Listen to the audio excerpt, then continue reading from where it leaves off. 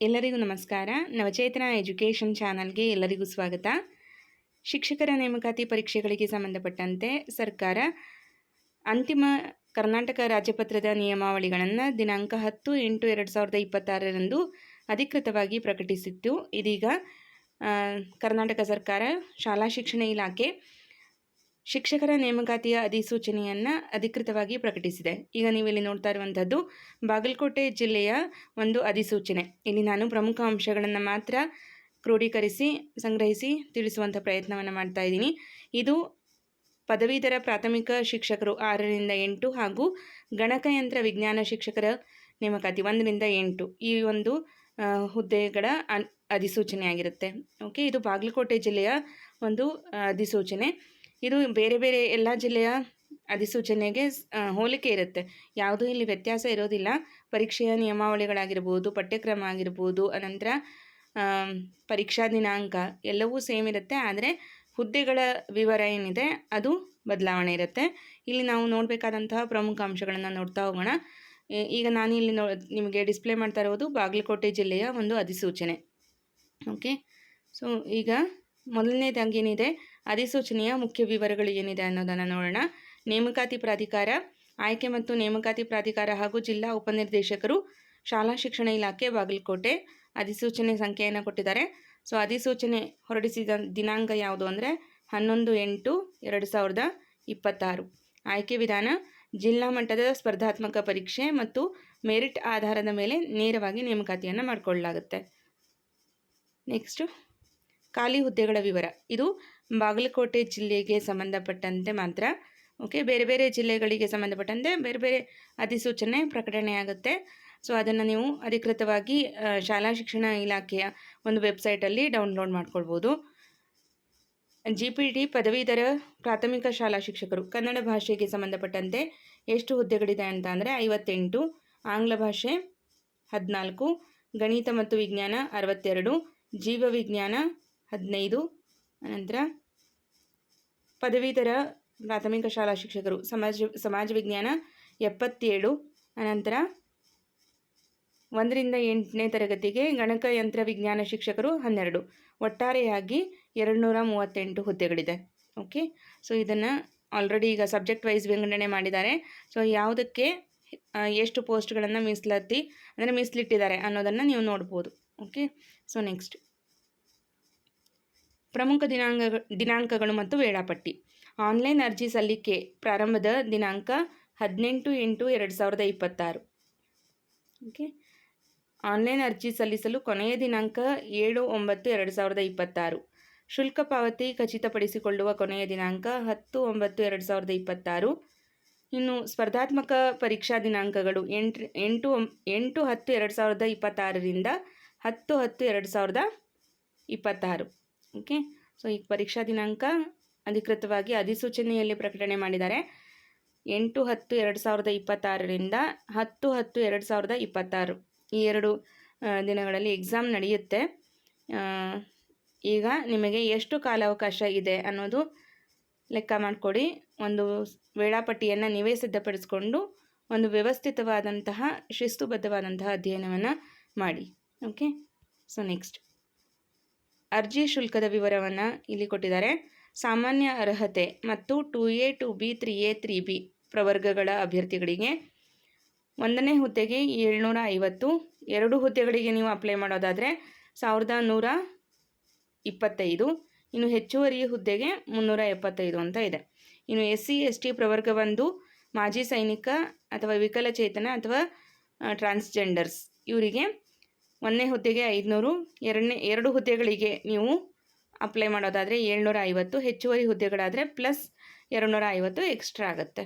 Okay, so ಇದನ್ನು note ಮಾಡ್ಕೊಳ್ಳಿ. ಈಗ ಫಾರ್ ಎಕ್ಸಾಂಪಲ್ ಹೇಳೋದಾದರೆ, ಈಗ ನೀವು ವಿಜ್ಞಾನ ಶಿಕ್ಷಕರಾಗಿ ಗಣಿತ ಮತ್ತು ವಿಜ್ಞಾನ ಶಿಕ್ಷಕರಿಗೆ ಅಪ್ಲೈ ಮಾಡ್ತೀರಾ ಅಂತ ಅಂದ್ಕೊಳ್ಳಿ. ಅವರಿಗೆ ಕಂಪ್ಯೂಟರ್ ಸೈನ್ಸ್ ಕೂಡ ನೀವು ಎಲಿಜಿಬಲ್ ಓದಿರ್ತೀರಾ, BSc BEd ಮಾಡಿರ್ತೀರಾ ಅಂದರೆ ಸೊ ಅವರು 2 ಹುದ್ದೆಗಳಿಗೂ ಅಪ್ಲೈ ಮಾಡ್ಬೋದು. ಈಗ ಇನ್ನು ಆರ್ಟ್ಸ್ ವಿದ್ಯಾರ್ಥಿಗಳಲ್ಲಿ ನೋಡೋದಾದರೆ ಸಮಾಜ ವಿಜ್ಞಾನನೂ ಬರೀಬೋದು, ಕನ್ನಡ ಭಾಷಾ ಶಿಕ್ಷಕರ ಹುದ್ದೆಗೂ ಅರ್ಜಿಯನ್ನು ಸಲ್ಲಿಸ್ಬೋದು. ಸೊ ಆವಾಗ ನೀವು ಸಲ್ಲಿಸಬೇಕಾದ ಒಂದು ಅಮೌಂಟ್ ಅರ್ಜಿ ಶುಲ್ಕ ಎಷ್ಟಿರುತ್ತೆ ಅನ್ನೋದನ್ನು ಇಲ್ಲಿ ನಿಮಗೆ ಕ್ಲಿಯರ್ ಆಗಿ ಕೊಟ್ಟಿದ್ದಾರೆ. ಓಕೆ, ಸೊ ನೆಕ್ಸ್ಟ್ ವೇತನ ಶ್ರೇಣಿ ಪೇ ಸ್ಕೇಲ್ ಯಾವುದು ಎಷ್ಟರಿಂದ ಆರಂಭ ಆಗುತ್ತೆ ಅಂದರೆ 44,425ರಿಂದ ಆರಂಭ ಆದರೆ 83,700ರವರೆಗೂ ನಿಮ್ಮ ಪೇ ಸ್ಕೇಲ್ ಚೇಂಜ್ ಆಗ್ತಾ ಹೋಗುತ್ತೆ.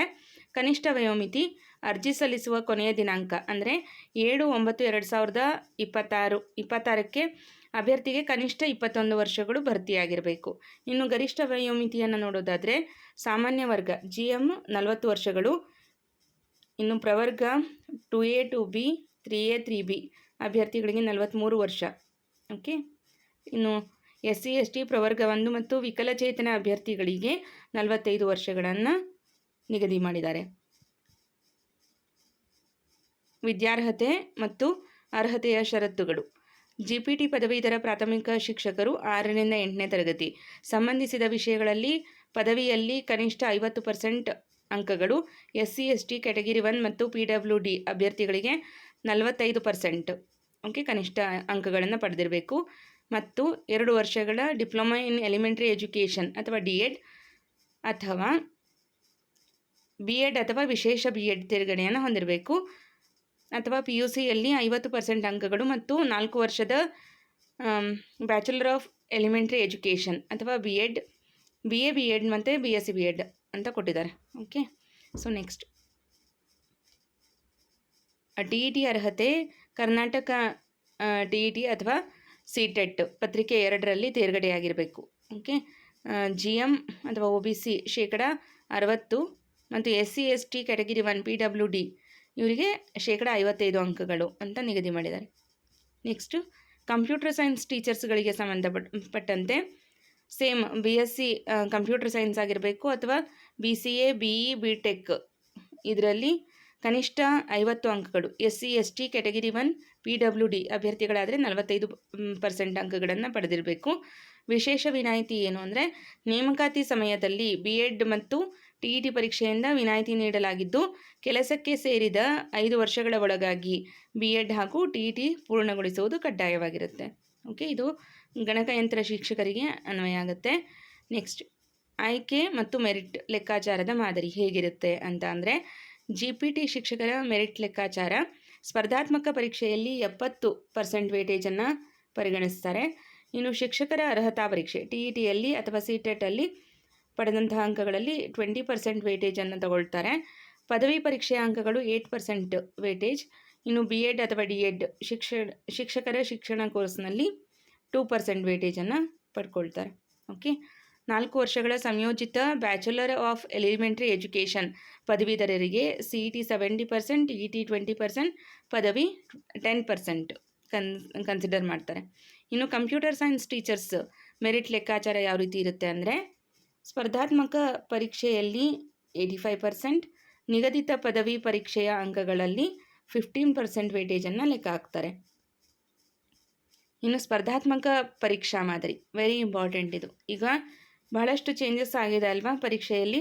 ಸೊ ಯಾವುದನ್ನು ಎಷ್ಟು ಅಂಕಕ್ಕೆ ಕೇಳ್ತಾರೆ ಅನ್ನೋದು ನಮಗೆ ಗೊತ್ತಿರಲಿಲ್ಲ, ಆದರೆ ಅಧಿಸೂಚನೆಯಲ್ಲಿ ಅದನ್ನು ಸ್ಪಷ್ಟವಾಗಿ ತಿಳಿಸಿದ್ದಾರೆ. ಸೊ ನೋಡೋಣ. ಪತ್ರಿಕೆ 1 ಸಾಮಾನ್ಯ ಪತ್ರಿಕೆ ಅಂತ ಇರುತ್ತೆ 100 ಅಂಕಗಳಿಗೆ. ಸೊ 100 ಅಂಕಗಳ ವಿಂಗಡಣೆಯನ್ನು ಯಾವ ರೀತಿ ಮಾಡಿದ್ದಾರೆ ಅಂದರೆ ಸಾಮಾನ್ಯ ಜ್ಞಾನ 15 ಅಂಕಗಳು, ಪ್ರಚಲಿತ ವಿದ್ಯಮಾನಗಳು 15 ಅಂಕ, ಸಾಮಾನ್ಯ ಕನ್ನಡ 10 ಅಂಕ, ಸಾಮಾನ್ಯ ಇಂಗ್ಲೀಷ್ 10 ಅಂಕ, ಶೈಕ್ಷಣಿಕ ಮನೋವಿಜ್ಞಾನ ಮತ್ತು ಮಾನವ ಅಭಿವೃದ್ಧಿ 15 ಅಂಕ. 50 ಅಂಕಗಳಿಗೆ ನಮಗೆ ಸೈಕಾಲಜಿನೇ ಇತ್ತು, ಆದರೆ ಈಗ 15 ಅಂಕಕ್ಕೆ ನಿಮಗೆ ಸೈಕಾಲಜಿ ಮತ್ತು ಮಾನವ ಅಭಿವೃದ್ಧಿ ಇದೆ. ಅನಂತರ ಗಣಕಯಂತ್ರ 15 ಅಂಕ, ಮೌಲ್ಯ ಶಿಕ್ಷಣ ಮತ್ತು ಆರೋಗ್ಯ ಶಿಕ್ಷಣ ಇವೆರಡು ಸೇರಿಕೊಂಡು 20 ಅಂಕಗಳಿಗೆ ಪ್ರಶ್ನೆಯನ್ನು ಕೇಳ್ತಾರೆ. ಓಕೆ, ಸೊ ಇದನ್ನು ಸ್ಕ್ರೀನ್ಶಾಟ್ ತಗೊಳ್ಳಿ. ಯಾವುದನ್ನು ಎಷ್ಟು ಅಂಕಗಳಿಗೆ ಕೇಳ್ತಾರೆ ಅನ್ನೋದನ್ನು ಗಮನದಲ್ಲಿಟ್ಕೊಂಡು ಅಭ್ಯಾಸವನ್ನು ಮಾಡಿ. ನೆಕ್ಸ್ಟ್ ಪತ್ರಿಕೆ 2 ವಿಷಯ ಜ್ಞಾನ. ನಿಮ್ಮ ಸಬ್ಜೆಕ್ಟ್ಗಳಿಗೆ ಸಂಬಂಧಪಟ್ಟಂತೆ 100 ಅಂಕಗಳ ಪ್ರಶ್ನೆ ಪತ್ರಿಕೆ ಇರುತ್ತೆ. 100 ವಸ್ತುನಿಷ್ಠ ಮಾದರಿಯ ಬಹು ಆಯ್ಕೆಯ ಪ್ರಶ್ನೆಗಳು. ಇಲ್ಲಿ ಡಿಸ್ಕ್ರಿಪ್ಟಿವನ್ನು ತೆಗೆದುಹಾಕಿದ್ದಾರೆ ಮತ್ತು ಪತ್ರಿಕೆ 3ನೇ ಪತ್ರಿಕೆ ಇರ್ತಿತ್ತಲ್ವ ನಮಗೆ ಕನ್ನಡ, ಸೊ ಅದನ್ನು ಕೂಡ ತೆಗೆದಿದ್ದಾರೆ. ಋಣಾತ್ಮಕ ಅಂಕದ ನಿಬಂಧನೆ. ಸೊ ಇದು ಇಂಪಾರ್ಟೆಂಟ್ ನೋಡ್ಕೊಳ್ಳಿ. OMR ಶೀಟ್ನಲ್ಲಿ ಪ್ರತಿ ಪ್ರಶ್ನೆಗೆ ಉತ್ತರ ನೀಡದಿದ್ದರೆ ಕಡ್ಡಾಯವಾಗಿ 5ನೇ ವೃತ್ತವನ್ನು ಶೇಡ್ ಮಾಡಬೇಕು.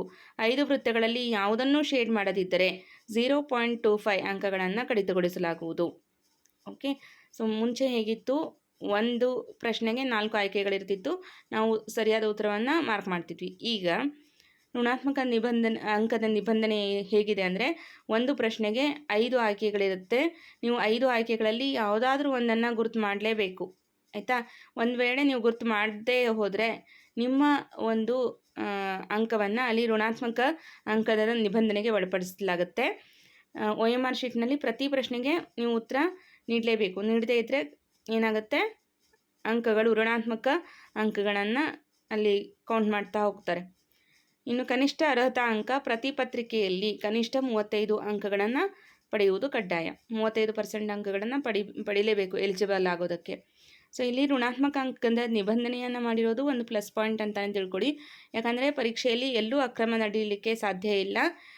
ಪರೀಕ್ಷೆಯಲ್ಲಿ ಪಾರದರ್ಶಕತೆಯನ್ನು ಕಾಪಾಡಿಕೊಳ್ಳೋದಕ್ಕೋಸ್ಕರ 5 ಆಯ್ಕೆಗಳನ್ನು ಕೊಟ್ಟು ಅನಂತರ ಅದರಲ್ಲಿ ನೀವು ಯಾವುದನ್ನು ಮಾರ್ಕ್ ಮಾಡದೇ ಇದ್ದರೆ ಅಲ್ಲಿ ಆಗ ನಿಮಗೆ ಏನು ಮಾಡ್ತಾರೆ, ನೆಗೆಟಿವ್ ಅಂಕಗಳನ್ನು ಲೆಕ್ಕ ಹಾಕ್ತಾರೆ. ಸೊ ಆದ್ದರಿಂದ ನೀವು 5 ಆಯ್ಕೆಗಳಲ್ಲಿ ನಿಮಗೆ ಸರಿಯಾದ ಉತ್ತರ ಗೊತ್ತಿದ್ದರೆ ಏನೂ ಪ್ರಾಬ್ಲಮ್ ಇಲ್ಲ. ಡೌಟ್ ಇತ್ತು ಅಂದರೆ ನಿಯರ್ ಬೈ ಆನ್ಸರನ್ನು ನೀವು ಮಾರ್ಕ್ ಮಾಡಲೇಬೇಕು. ಹಾಗೆ ಮಾತ್ರ ಬಿಟ್ಟು ಬರಬೇಡಿ. ಹಾಗೆ ಬಿಟ್ಟರೆ ಮಾತ್ರ ನಿಮಗೆ ಅಂಕಗಳು ನೆಗೆಟಿವ್ ಕನ್ಸಿಡರ್ ಆಗುತ್ತೆ, ಕೌಂಟ್ ಆಗುತ್ತೆ. ಓಕೆ, ಸೊ ಈಗ ನೆಗೆಟಿವ್ ಇದೆ ಅಂತ ನೀವೇನು ಟೆನ್ಷನ್ ಮಾಡ್ಕೋಬೇಡಿ.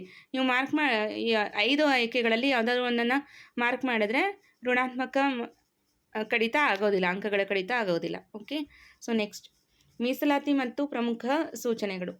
ಇಲ್ಲಿ ಸಮತಳ ಮೀಸಲಾತಿ ಮಹಿಳಾ ಅಭ್ಯರ್ಥಿಗಳಿಗೆ 33%, ನಂತರ ಗ್ರಾಮೀಣ 25%, ಮಾಜಿ ಸೈನಿಕ 10%, ವಿಕಲಚೇತನರು 5%, ನಂತರ ಕನ್ನಡ ಮಾಧ್ಯಮ 5%, ಯೋಜನಾ ನಿರಾಶ್ರಿತರು 5% ಮತ್ತು ತೃತೀಯ ಲಿಂಗಿಗಳು 1% ಮೀಸಲಾತಿಯನ್ನು ನೀಡಲಾಗಿದೆ. ಸೊ ಅರ್ಜಿ ಸಲ್ಲಿಕೆ ವೆಬ್ಸೈಟ್ schooleducation.kar.nic.in. ದಾಖಲೆಗಳ ಚಾಲ್ತಿ, ಎಲ್ಲ ಜಾತಿ ಮತ್ತು ಆದಾಯ ಮತ್ತು ಸಮತಳ ಮೀಸಲಾತಿ ಪ್ರಮಾಣಪತ್ರಗಳು ಅರ್ಜಿ ಸಲ್ಲಿಸಲು ನಿಗದಿಪಡಿಸಿದ ಕೊನೆಯ ದಿನಾಂಕಕ್ಕೆ ಚಾಲ್ತಿಯಲ್ಲಿರಬೇಕು.